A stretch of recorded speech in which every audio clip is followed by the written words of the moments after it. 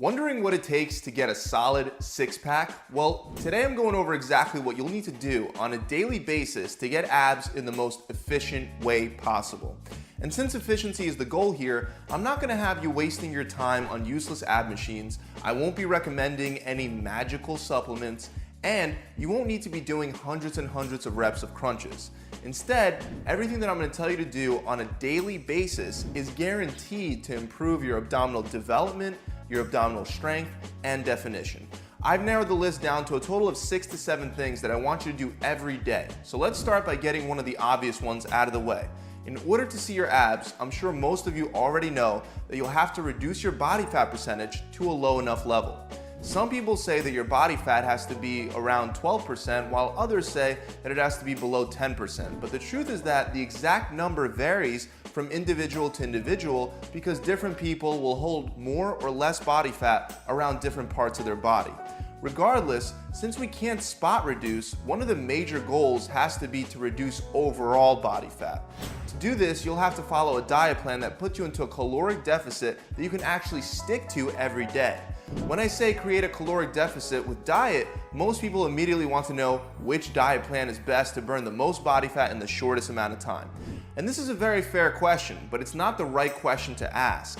It's a fair question because there are so many different diet approaches out there to choose from. There's low carb dieting, low fat dieting, fasting, paleo, vegetarian, Atkins keto, the DASH diet, the Mediterranean diet, the blood type diet, and the list can go on and on.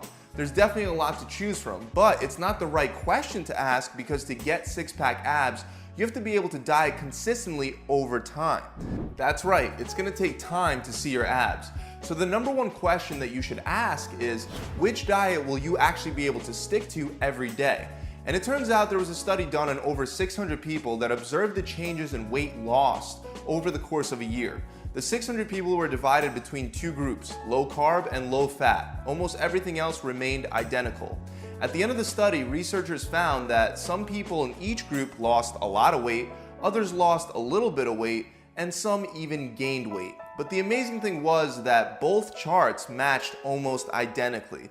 And the reason why was one thing: adherence. Some people in the low carb group were able to easily give up carbs for a year, and others cheated for the majority of the year because they couldn't stick to only eating mostly a high protein, high fat diet. The same thing happened in the low fat group. The point is, as long as you can find a diet plan that you could stick to, you'll be very successful with reducing your body fat. So it's not about finding the best one, it's about finding the one that works for you. The best way to do this is to find a way of eating that doesn't feel like dieting at all. So every day you'll want to start by picking out your favorite whole, real single ingredient foods. Single ingredient foods will naturally fill you up and make it easy to create a caloric deficit. But it's very important to pick foods that you actually enjoy eating if you want to be able to stick to eating them consistently. Next, you'll want to decide how often to eat. Again, the right way is the way that you can actually stick to. Do you do better with small, consistent meals throughout the day? Or will you be able to adhere to a fasting protocol better where you eat only 1, 2, or 3 times a day? By eating only single ingredient foods daily and choosing what times of the days to eat them based on your personal preferences, you'll slowly change your relationship to food, which is the major key to successfully be able to stick to a long-term diet plan. The next thing you'll want to do daily is weight training. And I don't mean that I want you to work your abs with weights every single day. Working your abs every day doesn't give them a chance to recover, get stronger, and grow. But by weight training on the days that you're not directly working your abs, you can help build the surrounding muscles that give you that complete six-pack looking appearance. What I mean is that when you see someone with a really nicely defined six-pack, it's not just one abdominal muscle that's showing. You have your rectus abdominis, which is the outer layer's six-pack looking muscle, but you also have the transverse abdominis, your internal and external obliques, and your serratus. The development of all these muscles is crucial to having a complete looking six-pack. So I want you to specifically concentrate on working your ab muscles with ab-specific exercises with weights only 2 to 3 days a week. Exercises like decline sit-ups, hanging leg raises, and oblique V-ups will hit most of your core muscles. However, the other days of the week, while you're working other muscles in your body, such as your chest, your back, and your legs, I want you to incorporate weighted exercises that also focus on building up your serratus. You can do this with exercises like pullovers, barbell rows, dumbbell chest presses, and deadlifts. By working with weights every day and obviously throwing in an occasional day off, you can build up both your ab muscles as well as your serratus faster, and you'll wind up with a very complete looking six-pack. The next thing you'll want to do every day is stretch your abs, and this is especially important to do on the days that you actually work your abs with weights. The reason is because all the muscles in your body are surrounded by something known as fascia. It's pretty much a bag of tough connective tissue that wraps around every one of your muscles to help keep the muscle in its proper place. However, because fascia is so tough, it doesn't allow the muscle room to expand, and the connective tissue around your muscle is essentially constricting the muscle within. So you can find yourself working your abs all the time, but they just won't grow. By stretching daily, you can actually stretch your fascia and give your muscles more room to expand and grow. Now, the most effective time to stretch your abs is after your weighted ab workout, because that's when the muscle is going to be pumped and full. So it'll feel even tighter when you stretch it directly after your ab workout. But you should also stretch it on the other days to help this process along. One of the best ab stretches is the reverse cobra stretch, where you would lie flat on your stomach, plant your hands under your chest, and curve your back up towards the ceiling. Hold this stretch for 20 to 30 seconds before relaxing back to the ground for a couple seconds. You can repeat this stretch and hold it for 3 to 4 times to really get a deep stretch. Since we're trying to build and grow the ab muscles, the next thing you're going to want to do daily is eat enough protein. To make it simple, you should aim for about 1 gram of protein per pound of body weight while trying to build up your abs. Protein and the amino acids that make up protein are the building blocks to your muscles. Protein is also great at filling your stomach up and making your diet easier and more sustainable.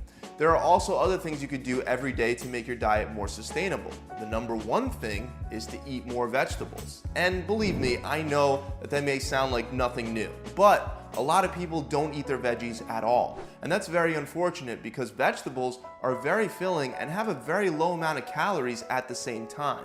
This is a perfect combination to help you burn more body fat.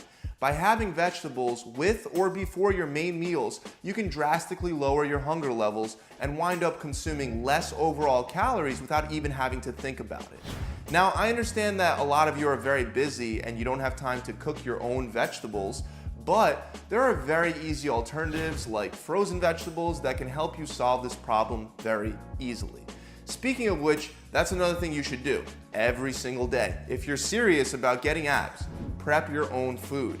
Even though it might seem harmless to order some healthy option at some restaurant, you really have no idea what it is that they're putting into your food. Many times, restaurants will add a ton of extra ingredients such as oil, breading, and sugar to enhance the taste of your meal.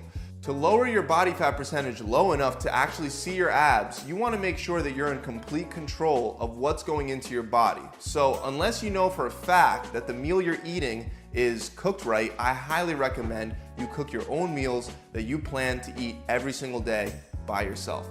Let's move on to cardio. Cardio can help you burn some extra calories, which will help you speed up your fat loss. But who in the world wants to do cardio every day? Definitely not me. Well, at least not the traditional steady state type of cardio. Instead, after your weight training workouts, you could throw in a daily 15-minute high intensity interval training circuit. You would combine multiple exercises back to back with no break in between, allowing you to burn calories much faster and for longer after you're done. For the best HIIT workouts, you can combine aerobic exercises like burpees and squat jumps with weighted exercises like lunges and clean and presses. You would do one exercise for a certain amount of time, like 30 to 60 seconds, before moving on to the next with no break. Only take a short 1-minute break at the end of the entire circuit before repeating the whole thing again for a total of 15 minutes. The last thing you're going to want to do daily, and I can't stress the importance of this enough, is get enough sleep. Seriously, it's been shown in studies that a lack of sleep leads you to experience less energy for exercise, less impulse control when it comes to making decisions on what to eat, and it messes with important fat loss hormones. Hormones like cortisol, which is your stress hormone, ghrelin, which is your hunger hormone, and leptin, which is the hormone that sends signals when you're full. These hormones don't work the same when you're sleep deprived, causing you to actually feel hungrier throughout the day. Researchers found that when dieters cut back on sleep over a 14-day period, the amount of fat that they lost dropped by 55%, even though their calories stayed the same. Point is, get enough sleep.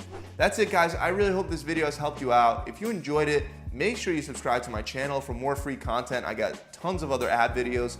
And if you're truly really committed to making a dramatic transformation, building six-pack abs while burning fat, but you're still a little confused on exactly how to do it step by step, visit my website and try my 6-week challenge, where on average my clients are losing 20 pounds or 5% of their body fat in just 42 days.